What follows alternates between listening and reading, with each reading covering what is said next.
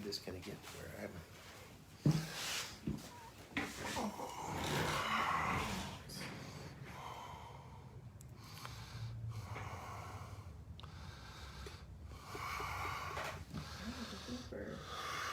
Going, we've got about 30 seconds more to go. Keith is watching. Hi guys, how's it going tonight? Tony. How do I get this thing up here again? To where I'm. I know. Just a second, guys. I got. Come on. Okay. Casey. Hey Casey, how's it going? Norvise. Terry, welcome. So it is 7 o'clock Eastern time, 4 o'clock our time, so I'm gonna go ahead and get started. We'll have a few people coming in probably as we get going.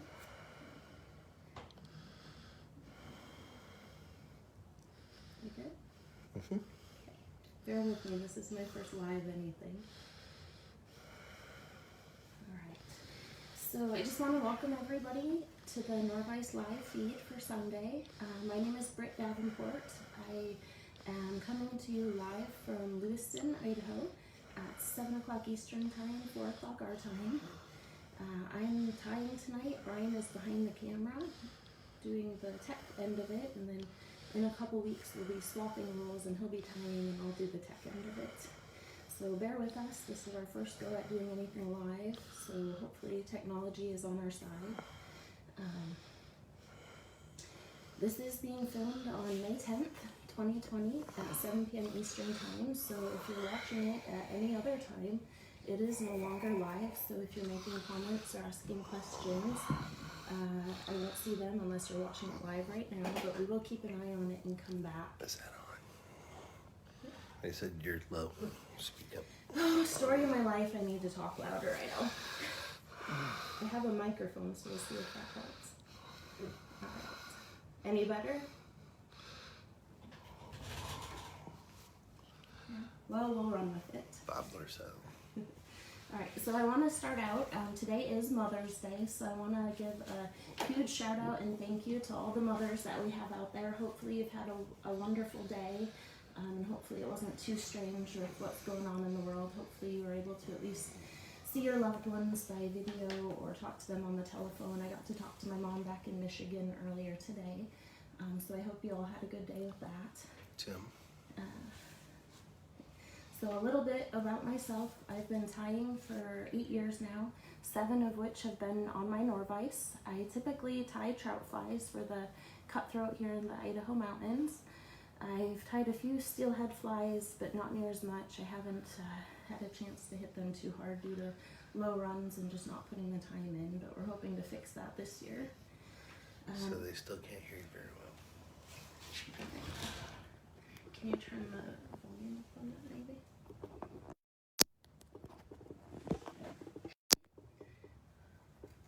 Right. Is that any better? Yeah, Tess, can you hear me now?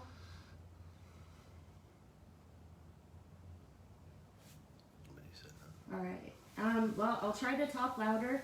I don't project very well, so that's just something I've always had to deal with. So I'll try to talk louder and hopefully y'all can hear me. So a month or two ago, oh, I got a thumbs up, so we're doing good.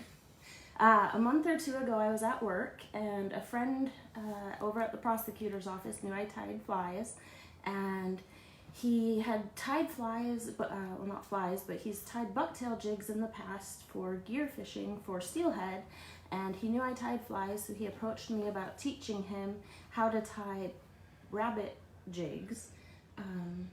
So I started looking into jig tying and found out that it's really not that different than fly tying. Same materials, same hooks, kind of. They're a lot bigger and they have lead attached to them, but they're the same concept. Same vise, tools. The only really big difference is how you fish them. So we did a couple lunch lessons and I taught him how to tie rabbit tail jigs. rabbit jigs, and I thought this might be a good opportunity to show the versatility of the Nor-vise system for not only fly tying flies, but also jigs for gear fishing for steelhead, salmon, even bass. We have a lot of folks around here that bass fish with jigs as well. So that kind of started my exploration into the jig world with gear fishing. I know. I've been learning a lot. I haven't fished with them yet. I might someday. I might not. I don't know. But circling back to my friend from work, his ultimate goal is to swing a fly that he's tied for a Clearwater River wild steelhead. So even though he's predominantly a gear fisherman, he is self-proclaimed fly curious. So there's hope for him yet. We're hoping to get him some fly tying and fly casting lessons, and maybe this fall we can get him out on the river with a two-handed rod. So we'll see. Any questions? So I'm going to just do a quick review of some of the materials that we'll be using tonight. First up are the hooks. I'm using 1/4 ounce 1/0 jig hooks that were donated by our good friends Tom and Jennifer out of Kendrick, Idaho. They own DH Tackle, and these hooks are massive compared to anything I usually tie on, so they feel just absolutely large. But we will be using those tonight. I'm going to be tying with the large jaws for the Norvise. With that, I have the Magnum hubs and a granite base. The Magnum hubs and granite base pair really, really well with the large hubs, or with the large jaws.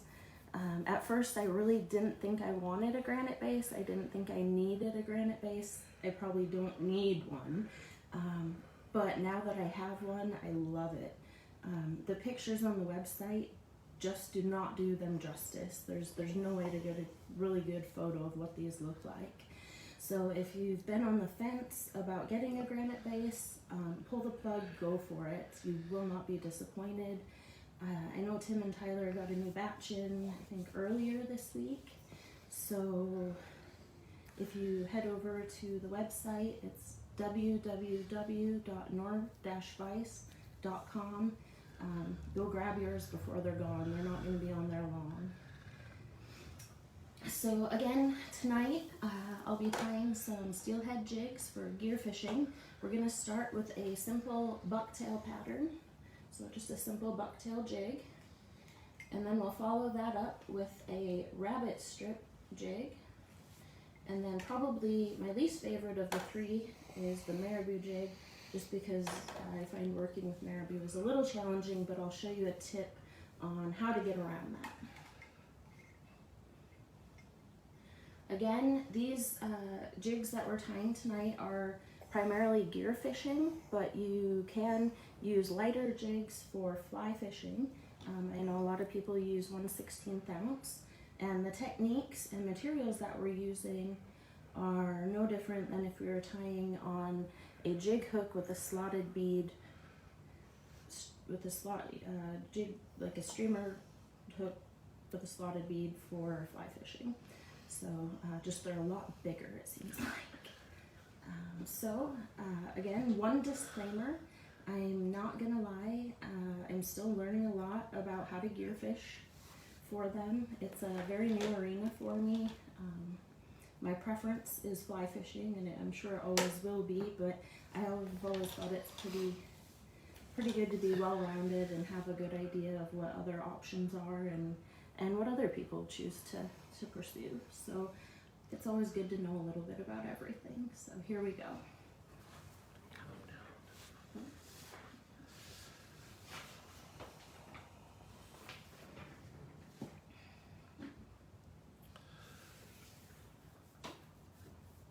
Before we get started, I guess, does anybody have any questions so far?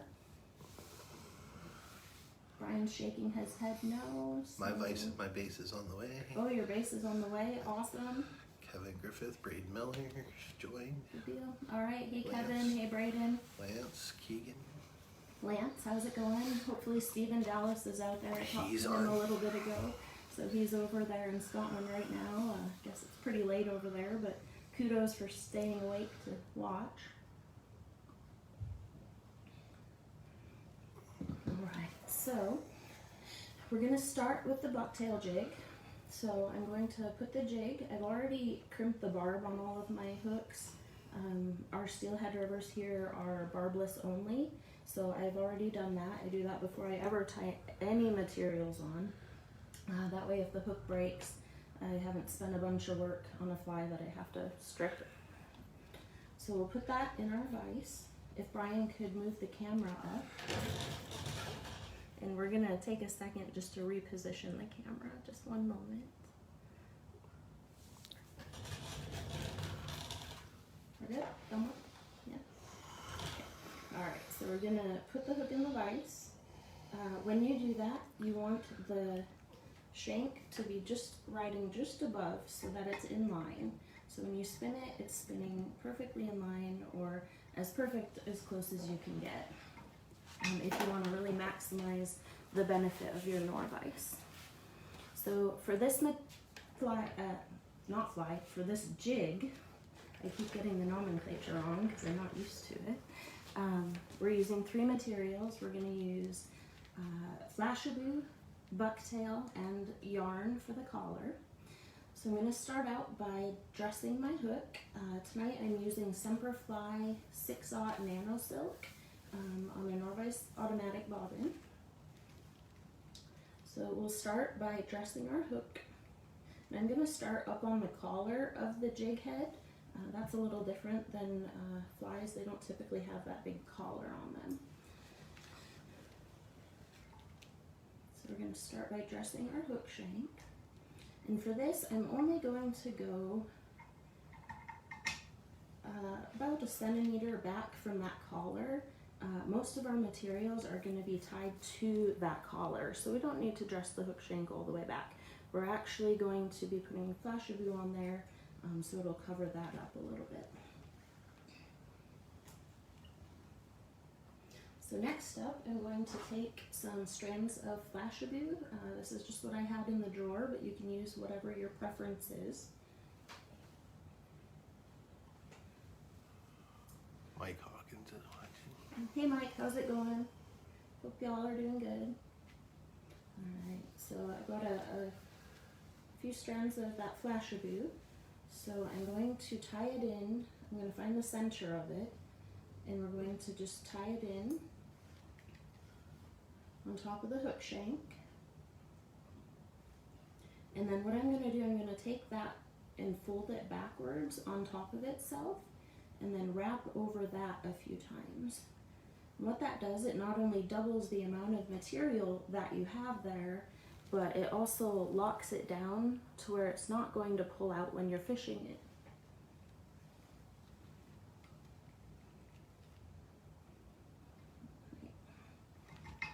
So we're going to advance our thread back up onto the collar of the jig.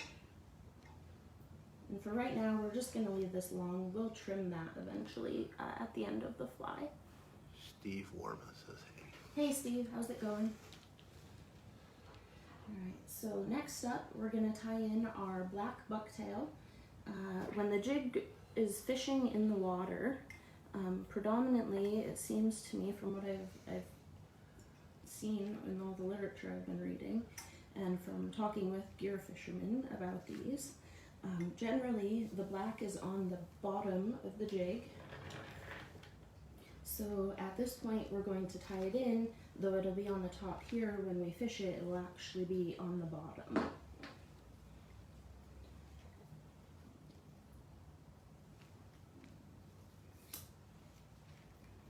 So we're going to take a good chunk, a decent chunk of that bucktail, and then use a comb or whatever of your choosing to get that under fur out of it. Am I too high, or is that good? No, you're good. Alright. So I'm going to switch hands with that. The butt ends we're going to cut even, since that's where we'll be tying it in at. We're not going to worry about the tips. We're not going to stack them or anything like that. at the end we're going to be trimming them, so it doesn't matter if they're even or not. This is going to be easy. So we'll go ahead and take some wraps to attach that right onto that collar of that jig. What's the weight of the jig? The jig is a 1/4 ounce, so that's just what I have as an example. You could certainly tie them on larger or smaller, so it's tier's choice. That's one of the ones that Jen provided me, so I graciously accepted 1/4 ounce, and I think she gave me some 1/8 ounce too, but these are the ones I chose. So we're gonna make sure we have that wrapped in good. I've noticed when you're tying it in, sometimes around that ball at the back of the collar, the hair doesn't like to fully encircle that on the top half. So sometimes I'll use my thumb to just kind of push it down around that top half of that ball. I'll do a few more wraps just to make sure everything is in. Right, so we've got that. So now I'm gonna just put a 1/2 hitch in, and we're gonna flip the fly over. So we're gonna spin our vise and lock in that rear hub, which I just saw on the Norvise page. If you tend to knock that rear hub out of position quite a bit, I don't seem to have that problem, but Brian does, and I guess a lot of folks do. Tim just put something up on the website to help remedy that, so be sure to check that out if you have, if you're experiencing that. Spaz hands. Spaz hands. I don't know what you're calling it, something. I don't have that problem, so. Alright, so now we're going to take our piece of green bucktail. We're going to cut out a clump about the same size as the black.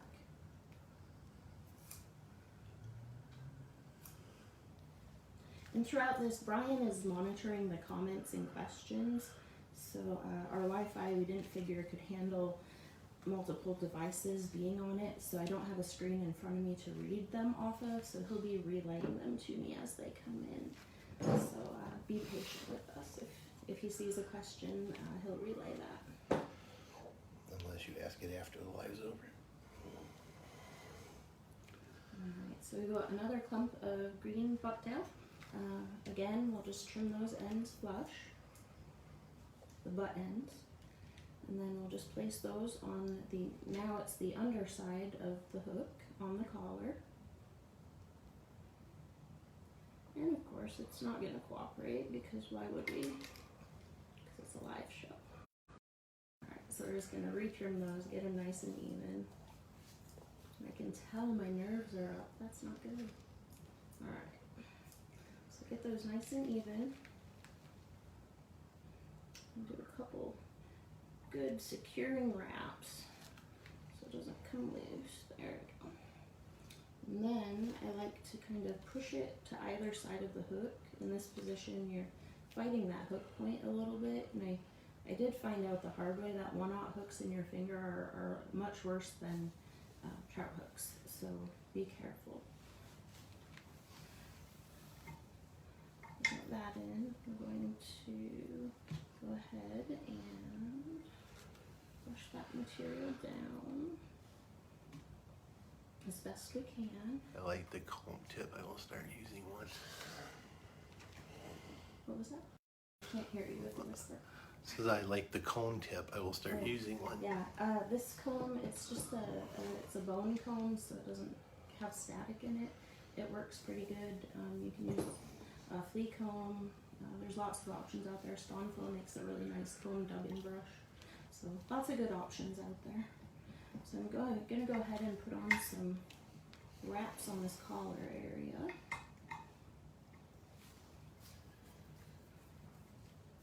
And then all we have left on this is to finish that collar area. So for that, I'm going to be using just black yarn. I've seen people use chenille on them, but I found it more cumbersome with how I do it. So I just pulled out some black yarn that you get at Joann's or any sort of craft store. I'm just going to attach that onto that collar. And at this point, we're going to tie our thread off. We won't be using it after this. So You can use a whip finisher for this. I'm choosing just to do it by hand. The whip finisher with these jig heads was very difficult for me to be able to do. So we're just going to whip finish it by hand at this point. So do a 2, 3 to 4 turn whip finishes. And then go ahead and cut your thread and stow it over on your bobbin post, or your thread post. And so now we have the yarn attached, and for that we're going to, in essence, just whip finish it all the way up that collar by hand. So same concept, take your 2 fingers, place it on top of the thread, or yarn in this case. Pull the standing end over, rotate your fingers around. So you want your standing thread to be in line with your hook shank, and then you'll just rotate your fingers around the head of the fly. And we're just working it up that collar area, all the way to the front. When you think you're done, go ahead and take that bottom middle finger out, and then you'll pull on your tag end to cinch it down. And give it a good tug, and then you can trim it off. Norvise says they don't even hand whip finish. Well, I do. Alright, you have to on jigs. The whip finish tool was just not very effective. I do have a big whip finish tool, but that's awkward too. So, alright, so got the jig tied. Sorry. So now we're going to just pull that material back. And you want it to go just a little past the back of the hook, not too far. That way, if you get short strikes, there won't be striking nothing. We're just going to give that a nice butch haircut. There we go. And so that's that. That's all there is to a bucktail jig. I've seen some variations where the hair is stacked and the tips are left on. I think it just comes down to the fisherman's preference. I did ask, I was curious to know what the benefits of bucktail were over a more flowy material such as rabbit or marabou, because to me this doesn't seem like it would impart much movement in the water. My gear fishing friend advised me that if you're going to use scents, they use oils or paste scents, that sort of thing. The bucktail doesn't get gummed up as bad. And then also if you're using, I guess they put shrimp up above these when they're gear fishing. Who knew? And if you do that, then the material doesn't get wrapped around that shrimp up above it. So news to me, I didn't know that, so I'm learning. But that's a simple bucktail jig. Does anybody have questions about that one? Sweet technique, great hand whip finish. Cheers. Nervous as heck. So bear with me. Alright, so next up we're going to tie a rabbit jig with schlappen. Of the 3, this is my favorite, probably because it's purple. Shout out to Brandon Moon on that one, if he's watching. So for this, we're going to use the same hook. It's quarter ounce 1/0 jig hook by DH Tackle. I'm going to put it in our vise, just the same. Just as a refresher, try to make sure it's in line so that when you spin it, you get that nice center spin. Procure makes a water-soluble scent. Procure makes a water-soluble scent. Good to know. That doesn't even mean anything to me at this point in my journey, but thank you for sharing. I hope someone finds that valuable. Like I said, I'm still learning, so I will have to Google that and see what that's about after this. And if anybody has any ideas, tips on fishing these, please throw them out there. I will always be a fly fisher, but I have a feeling I might try jig fishing at some point in my life, just to see. And I'll probably burn in hell for it, I know. Alright, so for this we're going to dress our hook. So we're going to tie that onto the collar, and then I'm going to bump down behind that collar. And for this we're going to dress the entire length of the hook, just like we would when we're tying flies for fly fishing, because we're going to wrap our rabbit that whole length.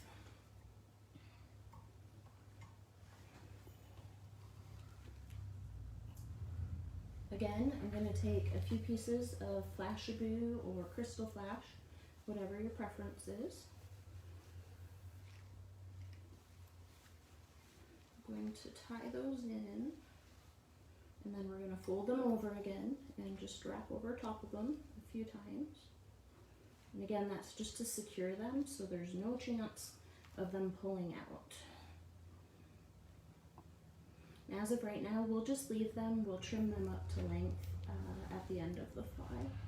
It'll just depend on how long our rabbit material is, and that just could depend on where you get your rabbit strips from, you know, any multitude of things. So we'll just do that at the end. Dave Lonergy says you need to speak up a little bit. Hi Dave, how's it going? I'll talk louder. Terry says he's getting his Magnum Opus tomorrow. Now he might have to get a granite base. Terry, you need to get a granite base, especially with the Magnum hubs. It is just smooth. I don't know how else to describe it. Just smooth. And I didn't really know that I needed any of them, but I am so glad I got them. So definitely well worth it. So for the rabbit, I have some pink and purple. It is a cross-cut rabbit strip. So there's two different types of rabbit strips generally that you can buy. Cross-cut, which is like this, where the hair is coming 90 degrees off of the hide. The other style is zonker strip, which the hair is coming off the hide. It's cut differently, so when they cut that, the hair is coming down in line with it. You can use either, but for this fly, I chose to use the crosscut. It keeps the hair fibers going to the rear of the fly more, so you have a little bit smaller profile. If you were to use the zonker strips, they'll stick out more, so you'll have a fuller body, but keep in mind that could cut into your hook gate depending on the size hook you're using. What are some of the popular color combos? So for our fish here, a lot of the popular color combos are pinks and purples, reds and blacks, and green. I think a lot of it just depends on which river you're fishing. And some people do feel, and it's not too much different than in fly fishing, that it's more the presentation than the color of the fly. So that's always something to keep in mind. It could be the right color, but if the presentation isn't such that they're looking for, then it may not make a difference what color it is. So we're going to go ahead and tie our rabbit strip in. I've clipped just a little bit of the hair out as best I could to give me a good tie-in point. I'm going to tie that just right in front of that crystal flash or Flashabou that we used.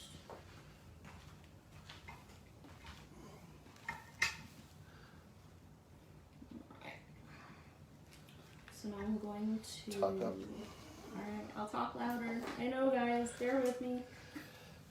This microphone is apparently not doing as much as we thought it was when I tested it.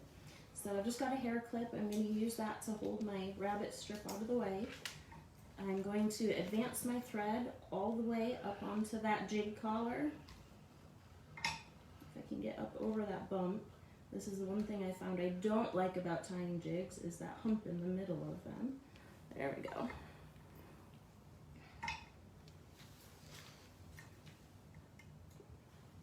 And then the hide on the rabbit isn't terribly durable. To me it seems like it tears really easy. So I've just started putting a light coat of super glue on there just to give it a little bit of something to adhere to. I'm going to go ahead and put a half hitch in, bring our bobbin over to our thread post, and then as we start wrapping this up the body of the jig, we're going to make it so that the hide ever so slightly overlaps the wrap before it.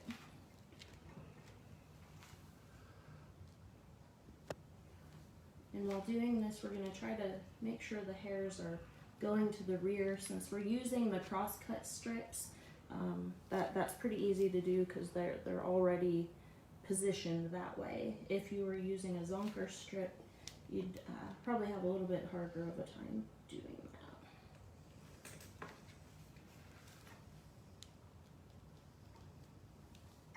The rotary feature works great for this. So we're going to take it up to just behind the jig head. The only other material we have to tie in after this is schlappen. So we're going to take a couple of securing wraps. 3 behind, 3 ahead, 3 behind. And then we're going to trim that rabbit out.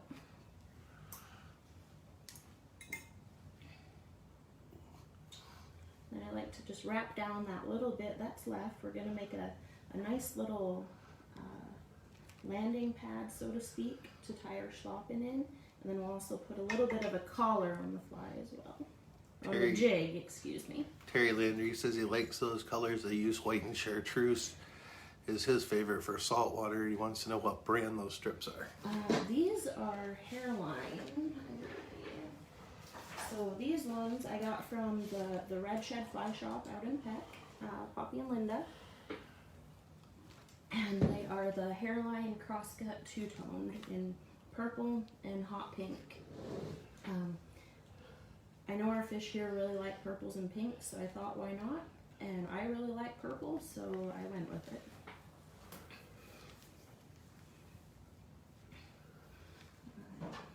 So next up, we're going to tie in our purple schlappen.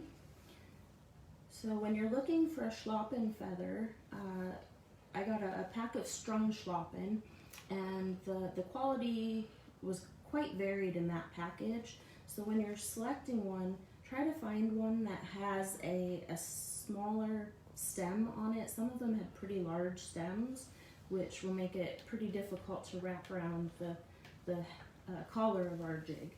So this one looked good, so we're going to go ahead and strip off those bottom fluff fibers. Hairline out of Oregon. Yeah, so Hairline, I believe, is out of Oregon, yes. Another great company to get materials from, and is local to us actually, is Nature Spirit. I know they have schlappen. I'm sure they have rabbit too. I don't know for sure, but my guess is they do. So that's another probably really good option. Their materials have great quality. So Nature Spirit is another good bet for materials. We're going to tie in our schlappen right on that little flat spot we made behind the head.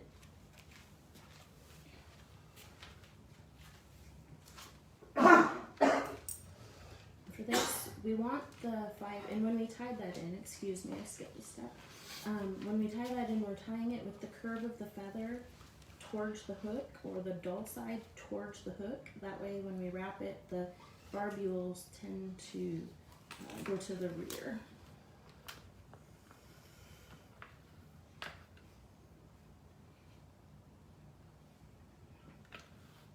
My peanut gallery is apparently having a beverage break, by the way. That's not fair. Alright. So we're going to pull the fibers back, trying to get them to, again, go to the rear of the hook. You can also use your scissors if you want to just run along that edge to help break them down and stay to the rear. Nature Spirit has everything great company to work with. Yes, they are. Alright, Now for this, you can use the rotary feature. I prefer just to wrap it by hand. I know, bad on me, Tim, but I really just love wrapping my collar hackles by hand. With this, you could use hackle pliers. These feathers are so long, I don't feel the need to, but you can if you want. I think they just overcomplicate it sometimes. So we're gonna do... Be sure to keep loud. Alright, so we're gonna do 2 to 3 wraps. And then we're just gonna tie that off.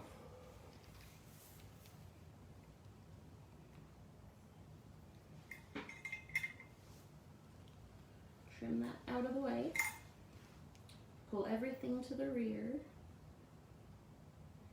Being careful not to impale yourself with the 1/0 hook.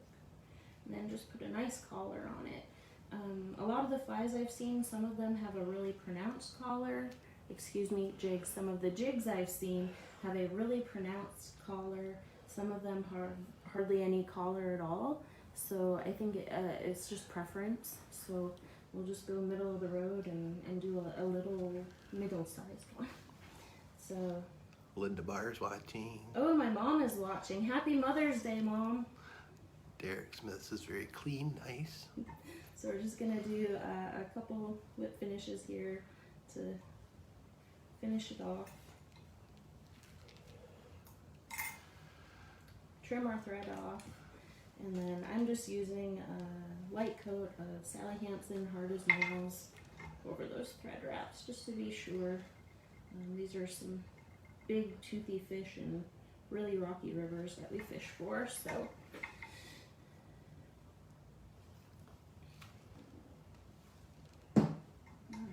So with that, I also, if you want to brush it out a little bit, I found using just a toothbrush works really well. You can kind of just brush those fibers out and make it all nice and pretty. And then our last step on this one is to just trim that crystal flash or flashabou, whichever you used, off. And we want it to be just a little bit longer than the rabbit. Trim that, and there we have it. So a rabbit jig with schlappen.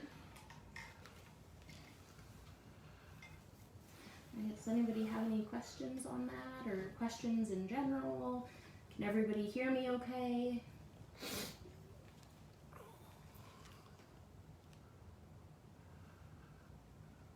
All right, Brian's shaking his head no, so no questions, we'll move on. Alright, so next up is the marabou jig. So this is one I tied up earlier today. Much fuller looking at this point than the rabbit jig. But when this gets wet, when the marabou gets wet, it really, the profile of it really is minimized. So these tend to be the option for clear water when you want that smaller profile. And then if you were to use scents on this, such as oils or pastes, it just kind of gums up. So I've heard that that's not generally what we use for that. But I will show you how to tie one. Doing well, keep it up. Lovely stuff, sounds good, my end. Alright, thanks for the support, you guys. I appreciate it. Way cool, love the rabbit. So again, just put it in your jaws in line so that it spins nice. Shade immerser says sounds good on his. Okay, good deal. Alright. So we're going to adjust the collar again. We're going to start up there. And then again, we're going to just move over that bump and go about a centimeter back. We don't want to go too far back because then we'll have to use a lot of marabou, and I mean, maybe those fish better, but this is how I found to give me the best looking fly. What kind of equipment are to fish these on? So, we just had a question come in about what kind of equipment you would fish these on. These are intended for gear fishing. So my understanding is you fish them under a float. I'm just beginning my exploration into the gear fishing world as far as these go. I've always been a fly fisherman, and so it's just kind of something that interests me. I was a little surprised when I found out that tying them really isn't any different than how we tie flies for fly fishing. So I've just been doing a little side homework on it, hoping someone will take me out this year and maybe show me how to use them. But they are intended for gear fishing in these sizes. If you were to tie them on a 16th ounce, I know a lot of people do fly fish. Okay, maybe not a lot of people, but people do fly fish with 16th ounce jigs for various things, bass, crappie, things like that. So in the smaller sizes, these could be used on a fly rod as well. Somebody answered, lots of people fish it under a bobber. Perfect. Lots of people fish it under a bobber is come up in the answers. So as we fly fishers would say, they use indicators, right?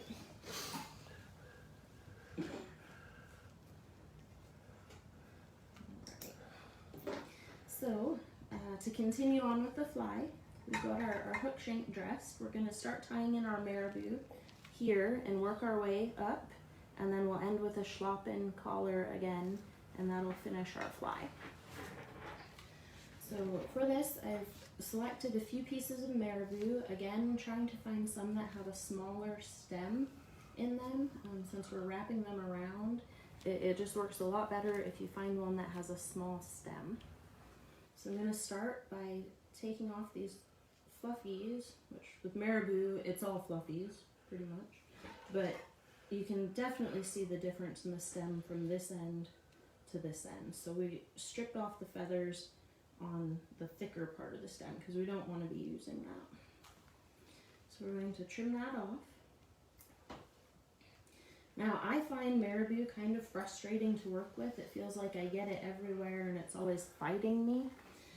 So Brian had this grand idea of using a fly cup that you buy like flies in at the store, and putting a sponge in it and getting it wet so that you can then just marabou, and it makes it easier to work with. As soon as it dries, it'll fluff right back up.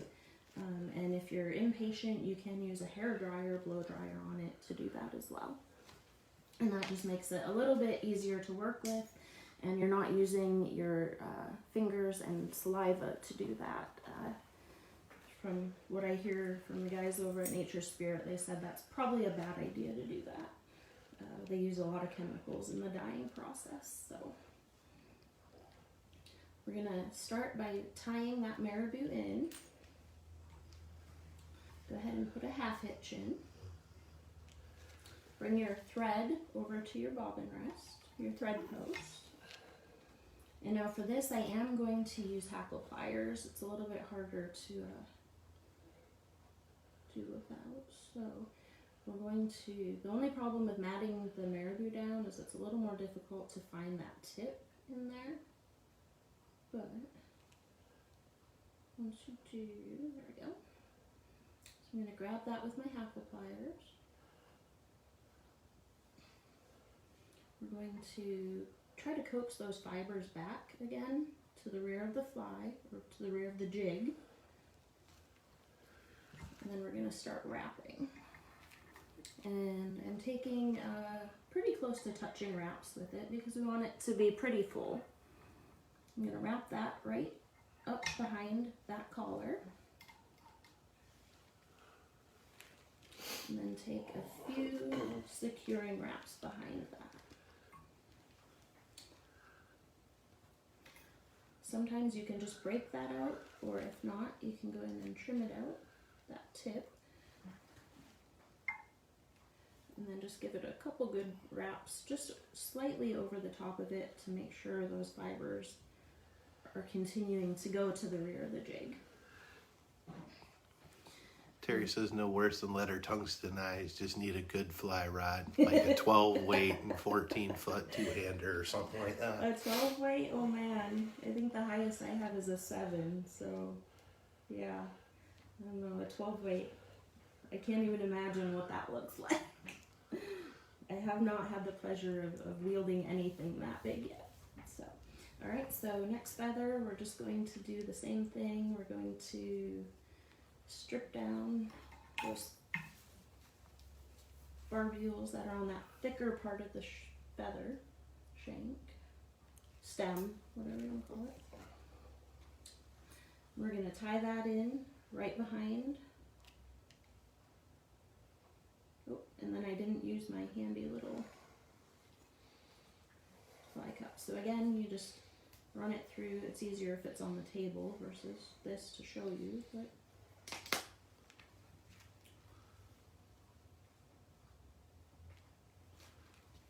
I'm going to tie that in. We're going to advance our thread at this point to in front of that ball at the back of the collar. Go ahead, put a half hitch in. Norvise, I usually tie by the tip and wrap the stem. I like doing it the other way. Good tip. I think you can do it either way, but the tips tend to break easier, I think. So I find this works better, but it's just how I do it. So. Alright, so we're just going to find that tip again. And sometimes when you're doing this, the tip will break off in your hackle pliers, and then you just grab what you can, what's left of it, or put another feather in and start over. And I'm sure it'll happen on this one now that I've said that. So we're just going to preen those fibers back and take some more wraps. And it's just a little awkward to try to get it up over that ball on the jig head. Doesn't look too great right now because the fibers are all matted down, but when that dries, it'll just cover that little ball right up on the back of the collar. I'm sure there is a gear fishing purpose for that. I'm not sure what it is, but I should probably find out. If anybody knows the reasoning behind the ball on the back of the collar, let me know. So again, just pull those fibers rearward and cinch them down.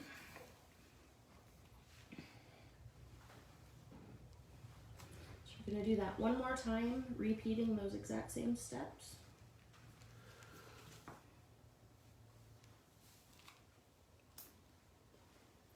I'm going to go ahead and get the feather wetted down again.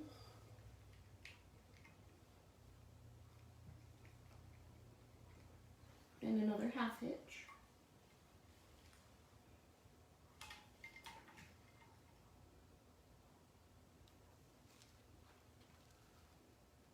Find the tip of that feather. To hold soft plastic baits on the jig head. Perfect, thank you. So the point of the bump on the back is to hold soft plastic baits on the jig. So I have seen some jigs without that, so that just have this round part. So imagine if you're tying jigs other than bucktail, you would probably might be better off just having a jig, painting, dipping jigs, pouring jigs that just have the ball on the head without the collar. I think it would make the tying of other materials a little bit smoother. The lead is shaped to flare the typical rubber skirts used. There it is. See, so we have apparently got some pretty knowledgeable gear folks on here as well. Thank you, I appreciate that. From what I've also learned, just the process of pouring and painting the jigs in and of itself is quite the art, and there's quite a bit of time and effort people put into those, as much if not more so sometimes even than us as we tie our flies. So that was interesting to me to learn. Alright, so we're going to do one more piece of marabou. This time we're going to use black.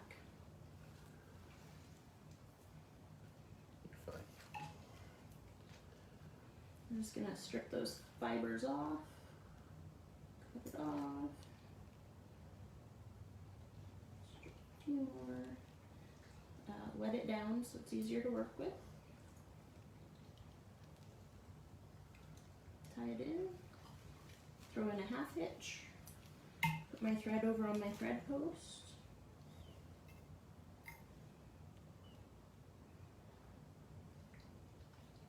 try to pull those fibers to the rear. Oh, and then the feather pulls out because it does that sometimes. So we didn't tighten it down enough. I'll just tie that back in. Bob says not for many years, thank you. Dave's having a hard time hearing you again. Alright. So we'll just grab that with our hackle pliers again. See, and the marabou's already starting to dry out. That's how quickly it dries. So we'll go ahead and put a few wraps.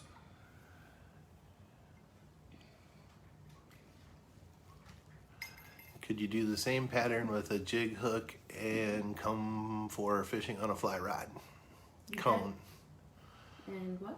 And fishing on a fly rod? Oh, you definitely could. You would just want to use if it's a pre-poured jig, you just want to use a smaller one. Or you could use like a streamer hook with a slotted tungsten bead or anything like that. Jig hook? A jig hook with a slotted bead on it. Would be, you know, the same concept, only probably a little bit smaller. So we've got the black tied in now. All that we have left, I'm gonna make a nice little flat thread base and collar to tie the schlappen in. For that, just using a piece of black schlappen, we're gonna strip those fluffies off and then cut it off. Again, try to find one that has a smaller stem on it. And tie that in right in that collar area.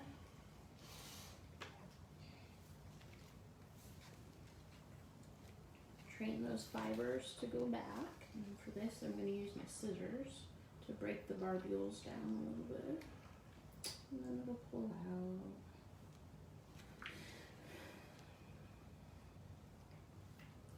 We're just going to tie that puppy back in. There we go. And we'll give it a couple wraps. You know, 2 to 3 wraps is plenty. Tyer's preference, but 2 to 3 is plenty enough.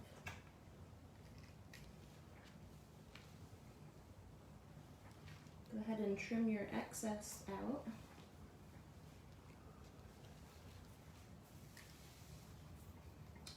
Some final wraps to really seat that down and give it that nice little collar on it.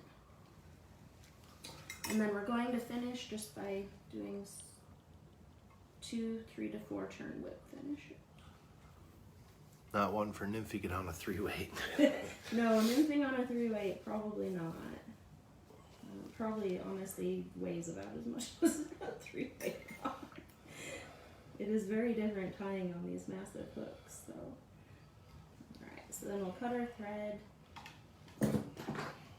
Again, you can use your toothbrush or whatever kind of brush you have to fluff those fibers out. Once they dry completely, it'll look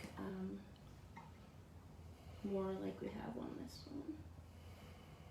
So, with that, I think that's all I've got for you guys tonight. Let me get my notes real quick. Does anybody have any questions? I'm hoping I showed you guys a little bit about how versatile the Norvise is. The Norvise will spin dry the marabou also. Yeah, that's true. You could just take it for a spin.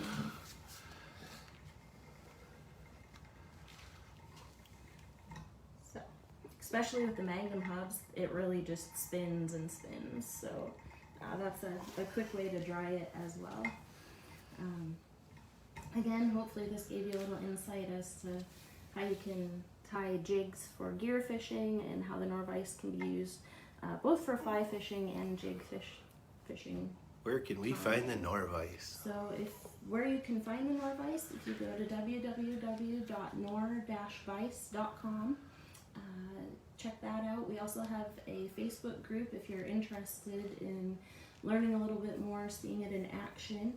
We have a Norvise Tires Facebook group that has tons of good information and resources in there. And then we also have a new YouTube page. So if you go to YouTube, You can look us up there, and we have some tying videos up on that. This video will be uploaded to that probably in the next few days, along with the other live videos we've done and some other tying instructional videos. There's a ton of instructional videos on the Norvise website as well, so check that out if you haven't already. Thank you from Australia. Great session. Great job tonight. Thank you, everybody. I appreciate it. I'm glad you stuck with me through my nerves. I see my son asking me to tie up for some stripers and blues. Yes. Very well done. Thank you. Awesome. Tight lines to you. And then again, just if we missed any questions that came up throughout it, myself or the Norvise guys will go back through and respond via comment, or if you comment after the live broadcast is over, we'll go back through and make sure everybody's questions are answered if we missed any, which we may have. So again, thank you for joining me tonight. I really appreciate it. I hope you learned a little bit, and I hope you all have a wonderful week. Thank you.